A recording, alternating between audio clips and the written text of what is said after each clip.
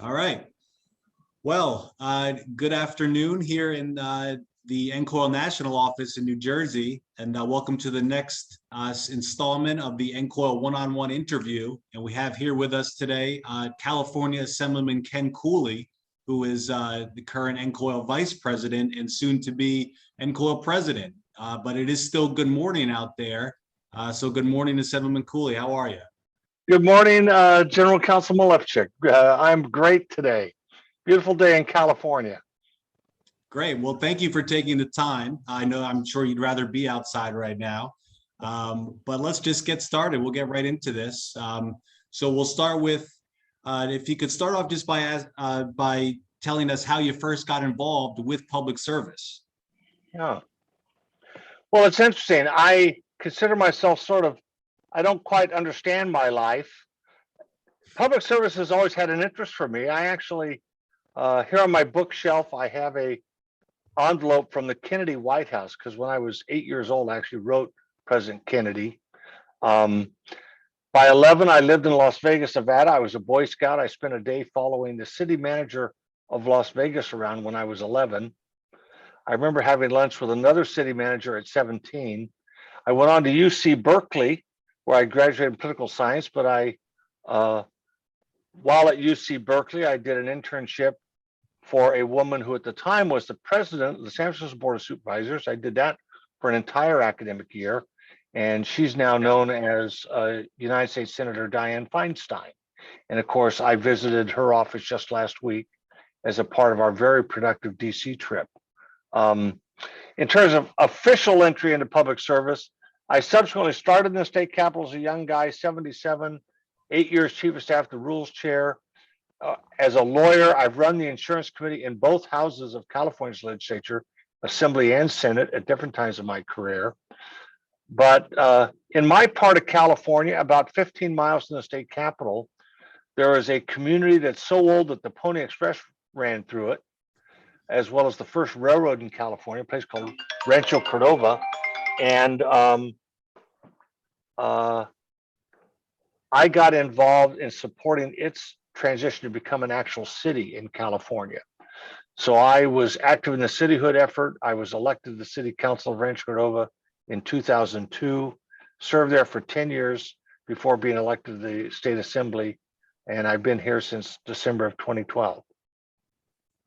Wow, time flies, and here you are now. That is quite a story, though. Wow. Yeah, it's a long thread. So I'm like in a super deep rut, I guess you'd say. Right. You could say, sure. So how would you say your time in public service here, your current role, differs from your time as mayor and also your time in the assembly? And then also, relatedly, do your constituents have different expectations depending on what role you have? Yeah, very definitely. I think for everyone in professional life, so not just public life, but everyone in professional life, I kind of related to my city of Rancho Cordova has a Air Force base that closed in 1996. It was a United States Air Force bombing base. We had B-52s that flew in and out. 2-mile long runway. It was actually a backup runway if they ever needed to bring the space shuttle down in emergency. It was such a big facility. In all the military, a facet of life is deployment. I'm here. My duty requires that I go elsewhere, and that's deployment. I sort of feel in all of life, for us as professionals, public service or not, we make our careers by deployment of self. We decide where we apply our skills and energies, what issues, and it's deployment of self that actually makes our careers. So public service at the local level is different than public service in the state legislature. It is nonetheless deployment of self. It's given the time and place you're in, what can you work on? Local government is much more helping people with their immediate needs, potholes, rainstorms that have inundated their neighborhood, or even put their home at risk of flooding. It's also looking at just how do you where are the challenges, where are the opportunities for the community to kind of grow the future. Everybody wants their public officials helping build a better future for the whole community. At the local level government, that tends to be more of a granular sort of thing, more direct engagement. To this day in Rancho Cordova, they do something called the Walks with the Mayor, which is the mayor getting out in neighborhoods and walking. That's actually something that I created when I was mayor in 2010. I started this practice of walks with the mayor, and it became very popular, just being in the neighborhood and hearing what people wanted to talk about. So then you get to the state level. Now we are dealing with issues of public policy. There's more of a division of labor. You've got 120 lawmakers, 80 and 40 in our legislature, 40 senators, 80 assembly members. You have all kinds of policy committees that specialize and drill down in their areas. And so you're still very much focused on the future, but it's just a bigger canvas. And, I think you hear from your constituents on the things that they are following that matter to them. But it can be very disparate sorts of issues. And sometimes it's an issue on a committee I sit on. More often it's an issue that I will not see until it eventually reaches the floor of the assembly, because it's a topic in education or taxation or things like that, which I don't sit on those committees. So I finally deal with that vote. So, but I think you're always trying to help people understand how our democratic institutions work. I think that there's an awful lot of revisiting that basic topic. What is a participatory democracy? How does it work? That's a very pressing issue in our country today, actually, just covering the basics. But it is always, always, always public service. And as I say, from 8 years old, somehow there was a fascination there. And so it's a great honor to be a member. Wow, indeed. And so speaking of, when you mentioned, hearing about issues, and different timing, whether you're on the floor in your role as committee chair or just a member of the committee. So throughout your time in the assembly, what would you say have been the biggest issues that you've worked on there? It's interesting. I sort of described my public service career, but my professional career, basically, I first dealt with earthquake in 1975, 76, before I worked here. But my first boss was an independent insurance agent. My first lawyer job was in the title insurance field. My job after that was running banking and insurance policy for the assembly. I was 18 years in-house counsel with State Farm, and there's so much of value I gained in that portion of my career. By then I was an elected official and rising in leadership roles as a leader in California's municipal league. But then I was running this Senate's insurance committee right up till the time I ran for the assembly. So I have been doing legislative work continuously for 45 years almost, a long time. The topics I've been directly related, my very first year as a member, we needed to do something involving the ACA and healthcare. And there was a reason in which the bill needed to be moved through the legislature with like super fast. And the bill started in the Senate, but I was actually asked to manage that and basically move a critical bill through my house in about 4 weeks' time, having taken through several different committee hearings. So that was a case of just me, sort of this long experienced freshman, being tasked with helping California meet a critical deadline. So I still count that as very significant. We had here in California, medical marijuana had been on the books since 1996. That was approved by the voters. It always contemplated that there would be follow-on guidance from the legislature. And from 1996 to 2015, that was like Groundhog Day. Every year there was a bill, every year it failed, every year you had to start over. And I actually viewed that as a problem because we only have so much bandwidth in the institution. If you have a big issue that you can't put behind you, it's actually displacing attention on other pressing issues. So I decided to get involved in that issue in 2015, and I had colleagues. It's not like I'm some super person, but I definitely had a collaborative approach and a plan and a vision that played out that year, and we actually passed that bill. And then that bill became, because of its success, became sort of a template for other marijuana related legislation. And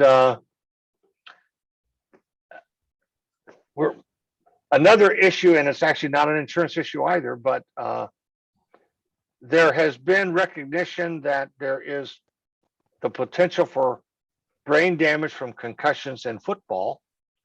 And back in 2016, I think it was, I actually put in a bill in concert with our high school football overseer organization to set some ground rules on football for middle school and high school.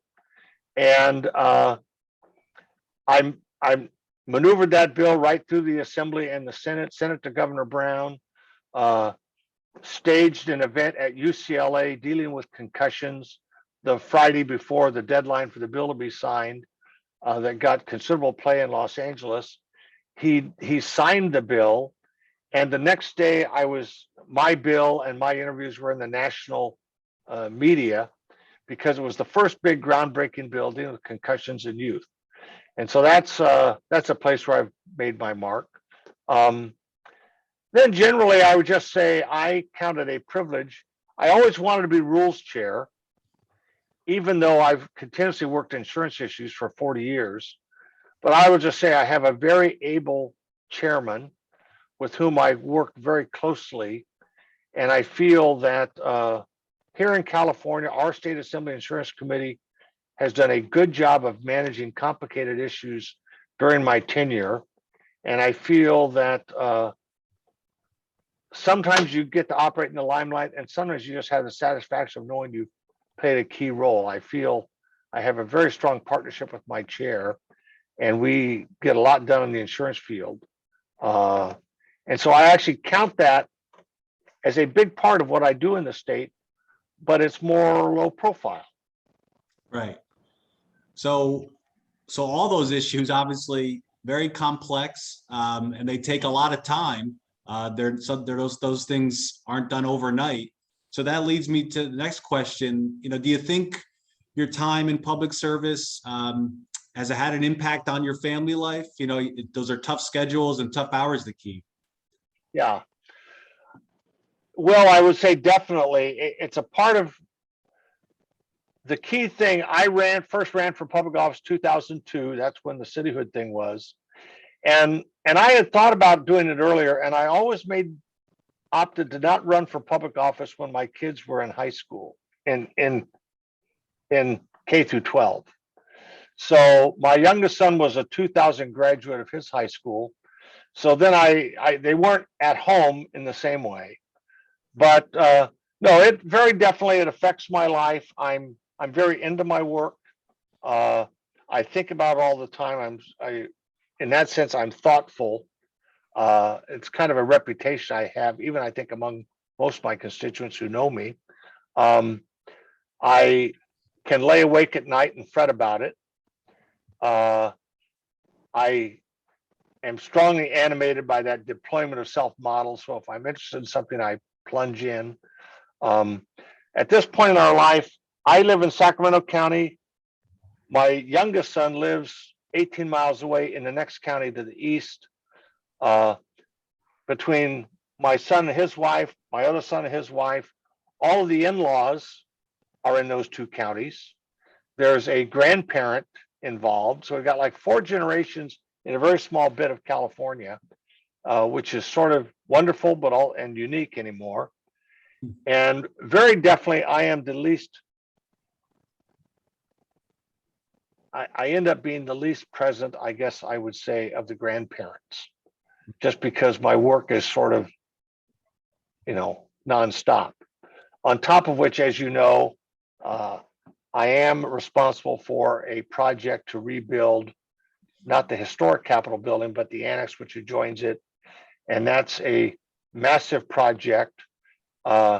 If we were doing this interview 2 months from now, I would be sitting in my new office in a 10-story office building a block away, which for the next several years will house the governor and the legislative branch of government when we're not holding hearings in the historic chambers. Yeah, I'm always amazed every time you bring that up. It's that in and of itself is just a huge project, a big responsibility. So but it sounds like there is light at the end of the tunnel there. It's almost done. So Yeah, we've made great progress since I became chair in November 1st of 2016. wow. Yeah. Well, so moving on to NCOIL issues.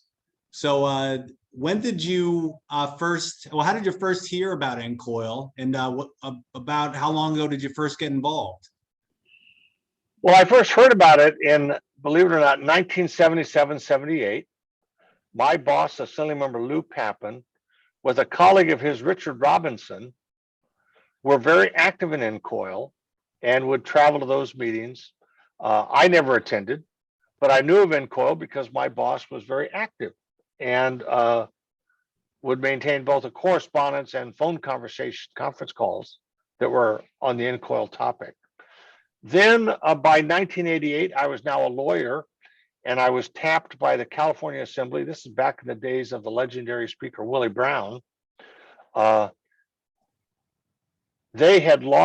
chief consultant of the Assembly Insurance Committee had stepped down, and they went several months without identifying a candidate. They were running ads in the Wall Street Journal. They just didn't find a candidate. So I was actually approached whether I would have interest. I was a newly minted lawyer, but I had been working around the insurance field and the insurance committee for years because of my boss's involvement in it. Anyway, so I entered the Assembly's employ a second time, now as chief counsel to the Assembly Committee on Finance and Insurance. So that was in the era of the savings and loan crisis and high auto insurance rates in California. The decade of the 1980s, California auto insurance rates had risen on average 150%. It was really shocking increases in cost. Anyway, so I went to work there, and I knew of NCOIL from my early career. And so I got my chairman, a guy named Patrick Johnston, and several of my staff. We traveled that year and the following year to two NCOIL meetings. One was a DC policy seminar / fly-in. So it did involve going out and meeting members of Congress, but they had quite a heavy hitter list of health insurance experts to talk to the assembled lawmakers. And that was probably at the Washington Hilton in those days. And then the following year, I traveled to one of the NCOIL meetings that took place in Atlanta, out at the Ritz-Carlton Buckhead. So those were some early involvement, and I was just, I strongly believe that really anytime you work with some of the legislative process, problems are so complicated that you want to support people in their ability to deal with these complicated problems. And my shorthand for that, which my staff hears all the time, is you try to make people 10 feet tall. You sort of want to try to understand accurately. You don't need to have encyclopedic understanding, but you want to have a strong frame of reference on any given issue, so that although you can sort of have an elevator speech on it, you can be accurate and informed and emphatic. Because then this helps people feel, okay, I'm glad you're in the room, because this stuff's kind of a mystery to me. I like being with people that seem to know what's going on. And NCOIL for me, even in those days as a chief consultant, was a way to enable my chair to be a more effective chair, to be more comfortable with the subject matter, to feel that their opinion is formed not simply by what they are hearing because someone bent their ear for 3 minutes on the way back from lunch a block away, but it's actually sort of been benchmarked about hearing other lawmakers talk about their states, hear other experts, a way to step outside the capital environment and learn, but also kind of start forming a confidence in what you know. It's sort of an intellectual dynamic. So then when you are back in those legislative conversations, my boss would be more informed, more assured. And that's what you want for someone who's influential on policy. So it's, yeah. And so consequently, then I always wanted to be a part of NCOIL as a legislator. That was one of my, when I first met the speaker as a brand new member, he says, what do you want? And one of the things on my short list of 3 things I wanted was that California should reinstate its membership in NCOIL, and I wanted to be a regular attendee. Wow. And look at you now. Wow. Almost NCOIL president. Yeah, there you go. And so speaking of phrases and expressions, walking 10 feet tall, you've kind of coined the phrase around here that NCOIL has a secret sauce. Yeah. Can you go into what you mean by that and kind of how that ties into your experience at NCOIL? Yeah, and I'm going to relate to the definitely the 10-foot tall thing. Also, that deployment of self. Any member who has an interest in insurance wants to be informed and effective with this subject matter when they're at home in their state. I think the great thing about NCOIL is it is filled with legislators. Inherently, under any of the 50 state constitutions, if you are a state legislator, you have ownership of policy in a different way than anyone else who might offer an op-ed in the newspaper or go on and on about a subject matter, whatever their particular hobby horse is. Everyone can have an interest in insurance, but lawmakers have a special interest because they actually are charged with the public's power to make laws. That means, I think, when you come to NCOIL, what are you coming to? You're coming to a place where you're going to be able to sit with colleagues. You're going to be able to, in a conversation with a colleague, acknowledge that I just learned something today that I hadn't quite seen.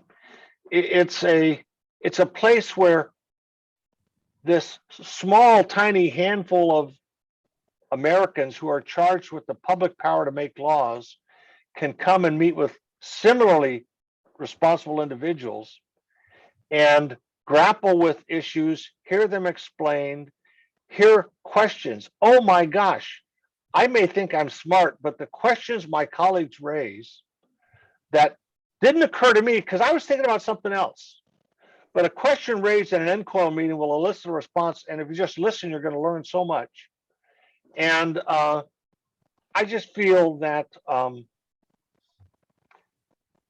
NCOIL is a place that by working with office holder colleagues who are engaged in their states, who are asking the questions just naturally arise, you will start learning so much about the ramifications of policy. And as I said, for my first chair, it'll let you be more centered, more confident of your views. And the truth is, in our work, all we really, so often as members, all we need is sort of a clear elevator speech understanding of the issue to just kind of set the table for people. Here's what's going on. Here's what's at stake. Here's why it's important. And then your own opinion about how it affects your marketplace, because you are the expert in your marketplace. And it's sort of like, an electric cord has 2 prongs, and they need both of them to work.